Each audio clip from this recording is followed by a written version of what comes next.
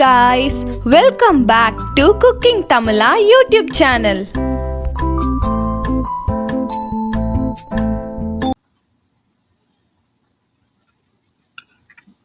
வாங்க நண்பர்களே, ரமலான் ஸ்பெஷல் பிரியாணி எப்படி செய்வதுன்னு பார்க்கலாம். அதற்கு தேவையான பொருட்கள்: சீரக சம்பாய் 1.5 கிலோ, ஆட்டுக்கறி 2 கிலோ, வெங்காயம் 600 கிராம், தக்காளி 600 கிராம், பச்சை மிளகாய் 10 நம்பர், கொத்தமல்லி 2 கைப்பிடி அளவு, புதினா 2 கைப்பிடி அளவு, உப்பில்லாத வெண்ணெய் 50 கிராம், லவங்கப்பட்டை 2 பீஸு, பிரிஞ்சி இலை 5 பீஸு, கிராம்பு 10 பீஸு, அன்னாச்சி பூ 5 பீஸு, கருப்பு ஏலக்காய் 3 பீஸு, கல்பாசி கொஞ்சம், தயிர் 300 மில்லி, சூரியகாந்தி எண்ணெய் 400 மில்லி, எலுமிச்சை பழம் 2 பிழிந்தது, இஞ்சி பூண்டு பேஸ்ட் அரைத்தது 300 கிராம், காய்ந்த மிளகாய் விழுது அரைத்தது 5 டீஸ்பூன், உப்பு தேவையான அளவு, தண்ணீர் 1.5 லிட்டர். முதல்ல ரைத்தாக்கு தேவையான வெங்காயம், பச்சை மிளகாய், கொத்தமல்லி இவற்றை சாப் பண்ணி வச்சுக்கிட்டு அது கூட சால்ட்டை போட்டுக்கிட்டு 200 மில்லி தயிரில் நம்ம கலந்து வச்சுக்குவோம் ரெடியாக. அடுத்தது பார்த்தீங்கன்னா ரெட் சில்லி பேஸ்ட்டை அரைச்சி ரெடியாக வச்சுக்குவோம். 1.5 கிலோ சீரக சம்பா அரிசியை கழுவி ஊற வச்சுக்கலாம்.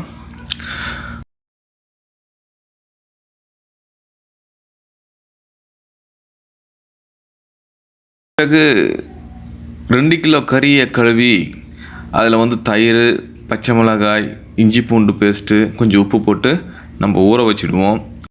தேவையான வெங்காயம், தக்காளி, பச்சை மிளகாய், கொத்தமல்லி, புதினா, கரம் மசாலா எல்லாத்தையும் தயார் நிலையில் வச்சுக்கிங்க. பிறகு கனமான உள்ள பாத்திரத்தை வச்சுட்டு 400 மில்லி எண்ணெயை ஊற்றி அதில் கரம் மசாலா பட்டையெல்லாம் போட்டு வதக்குங்க. நல்லா வதக்குன உடனே அதில் வெங்காயம் கட் பண்ணி வச்சுருக்க வெங்காயத்தை அதில் போட்டு நல்லா வதக்கணும். அந்த வெங்காயம் பார்த்தீங்கன்னாக்கா ப்ரௌன் கலரில் மாறணும்.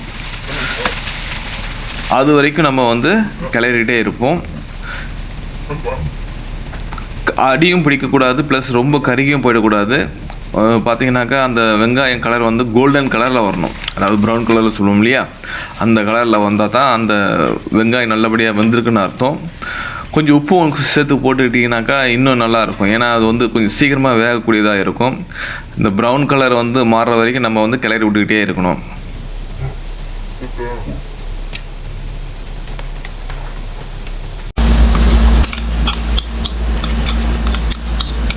பட்டரை சேர்த்துக்குவோம்.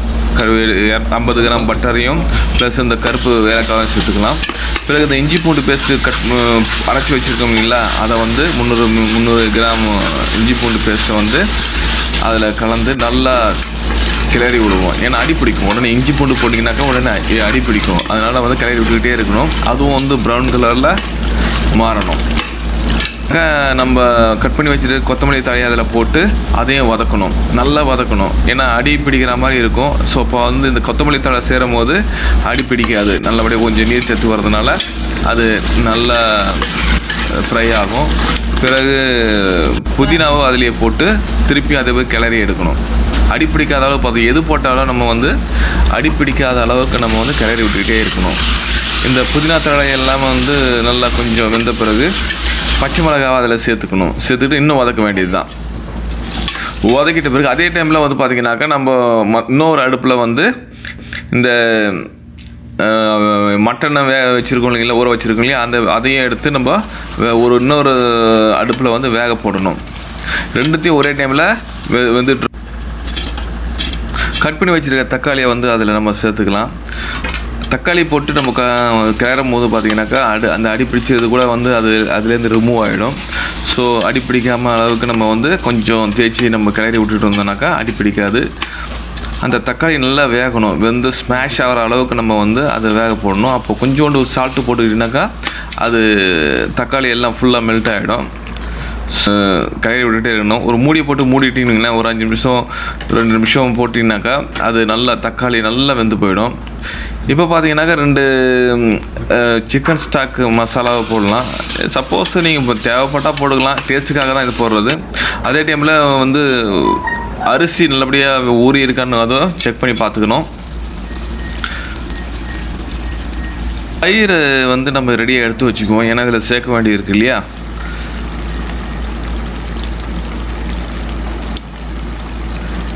அரைச்சி வச்ச ரெட் சில்லி பேஸ்ட்டை வந்து ஒரு 5 ஸ்பூன் அதில் வந்து சேர்த்துக்கும். இப்போ நல்லா கிளறி விடுங்க. எப்போவுமே நீங்கள் கிளறி விடும் போது எல்லாம் வந்து அடிப்பிடிக்காத அளவுக்கு நீங்கள் கிளறி விட்டுக்கிட்டே இருக்கணும். அடிக்கடி கிளறி விட்டுக்கிட்டே இருந்தால் தான் அடிப்பிடிக்காமல் இருக்கும்.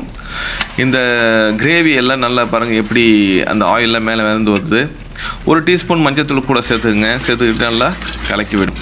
இப்போ வந்து தயிர் அதில் சேர்த்து போட்டுக்கிட்டிங்கனாக்கா இன்னும் நல்லா கிளறி விடலாம். நீங்கள் கிளறி விட்டோன்னா கொஞ்சம் லைட்டாக தண்ணி மாதிரி ஆகும்.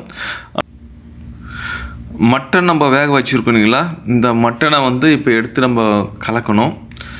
ஸோ அதை பார்த்து கரெக்டாக எடுத்து போடணும். ஏன்னா மூஞ்சில் வந்து செதறும். அது அந்த டைமில் வந்து கேர்ஃபுல்லாக எடுத்து போடணும். போடும்போது கேர்ஃபுல்லாக போடுங்க. போட்ட பிறகு இப்போ பாருங்கள், இப்போ மட்டனை போட்ட பிறகு பாருங்கள் எப்படி வந்துருக்குன்னு. இது கொஞ்சம் உப்பு கொஞ்சம் போட்டு இன்னும் கொஞ்சம் நீங்கள் வந்து கலக்கி விடுங்க. இந்த மட்டன்லேருந்து வந்து கிரேவி அந்த ஆயில் வந்து எப்படி வெளியே வருது பாருங்கள். ஸோ அப்படி ஆயில் வெளியே வருதுனால இப்போ என்னன்னாக்கா அந்த மட்டன் நல்லா வெந்திருக்குன்னு அர்த்தம். பிடிக்காத அளவுக்கு நம்ம வந்து கிளறி விட்டுக்கிட்டே இருக்கணும். அளவு தண்ணியை நம்ம எடுத்து வச்சுக்க வேண்டியது தான். 1.5 லிட்டர் தண்ணி இல்லைனாக்கா வந்து இதில் பார்த்தீங்கன்னாக்கா 5 கிளாஸ் தண்ணி எடுத்து வச்சுக்கணும். ஏன்னா நம்ம வந்து அரிசி போட்டோம் இல்லைங்களா, 6 கிளாஸ் அரிசி போட்டிருக்கோம். அதனால் வந்து 5 கிளாஸ் தண்ணி எடுத்து வச்சுக்குவோம். இல்லைனா 1.5 லிட்டர் தண்ணியை நம்ம ஆட் பண்ணி மூடி வச்சிடலாம். ஏன்னா மட்டன்லேயே வந்து தண்ணி இருக்கிறதுனால அந்த நம்ம வந்து இவ்வளோ தண்ணி இருந்தாலே போதும். தண்ணி மட்டும் அளவு கரெக்டாக வச்சுக்கணும். இல்லைனாக்கா வந்து பார்த்திங்கனாக்கா அது ரொம்ப தண்ணி ஆகிட்டாலும் சரி, ரொம்ப கம்மியாகிட்டாலும் சரி, இந்த ரைஸ் வந்து ஒன்று குழஞ்சி போயிடும், இல்லைனா வந்து வேகாமல் போயிடும். சரிங்களா? ஸோ இப்போ வந்து பார்த்திங்கனாக்கா நல்லா கொதி வந்திருக்கு. கொதி வந்த பிறகு அந்த ஆயிலில் மேலே வந்த பிறகு அரிசியை வந்து ஃபில்டர் பண்ணி எடுத்து போட்டுற வேண்டியது தான். போட்டுட்டு கிளறி விட வேண்டியது தான். நல்லா 2-3 தடவை கிளறி விடுங்க. நல்லா அந்த மட்டனை கூட அந்த மசாலா கூட அந்த அரிசி சேரணும். செஞ்ச பிறகு திருப்பியும் வந்து வேக விடுங்க. அந்த அரிசி வந்து பார்த்திங்கனாக்கா அந்த தண்ணியெல்லாம் எடுத்துட்டு வேகிற டைமில் தண்ணியெல்லாம் எடுத்துட்டு பார்த்திங்கனாக்கா தண்ணி கம்மியாகும்.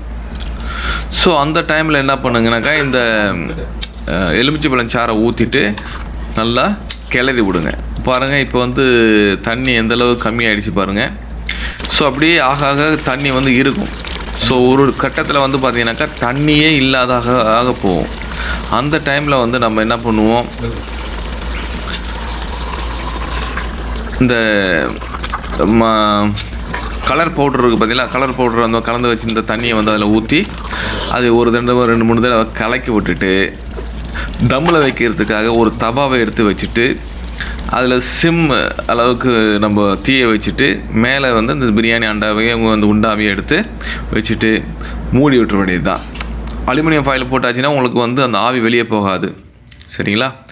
இப்போ வந்து பார்த்தீங்கன்னாக்கா ஓரளவுக்கு ஒரு 15 நிமிஷம் கழித்து நீங்கள் வந்து ஓப்பன் பண்ணி பாருங்கள். ஓப்பன் பண்ணி பார்த்தோன்னா உங்களுக்கு வந்து லைட்டாக தெரியும். உங்களுக்கு எப்படி இந்த தண்ணி இருக்குதா இல்லையான்னு தெரியும். இந்த டைமில் வந்து பார்த்தீங்கன்னாக்கா நீங்கள் வந்து கொஞ்சம் முந்திரி திராட்சை இதெல்லாம் கொஞ்சம் வறுத்து அதில் போட்டுக்கிட்டு திருப்பி மூடிட்டு ஒரு 5 நிமிஷம் கழித்து ஓப்பன் பண்ணிங்கன்னா மணமான ஒரு சுவையான நறுமணத்தோடு வந்து ரமலான் பிரியாணி ஸ்பெஷல் பிரியாணி வந்து ரெடியாக இருக்குது. நம்ம பார்க்கலாம். பாருங்கள் எப்படி அழகாக அருமையாக இருக்குதுன்னு. இது நம்ம தட்டில் போட்டு ரைத்தா கூட நம்ம வந்து பரிமாறி அனைவரோடமும் நம்ம நலமாக உண்ணலாம். இந்த வீடியோ உங்களுக்கு பிடிச்சிருந்தா லைக் பண்ணுங்க, ஷேர் பண்ணுங்க,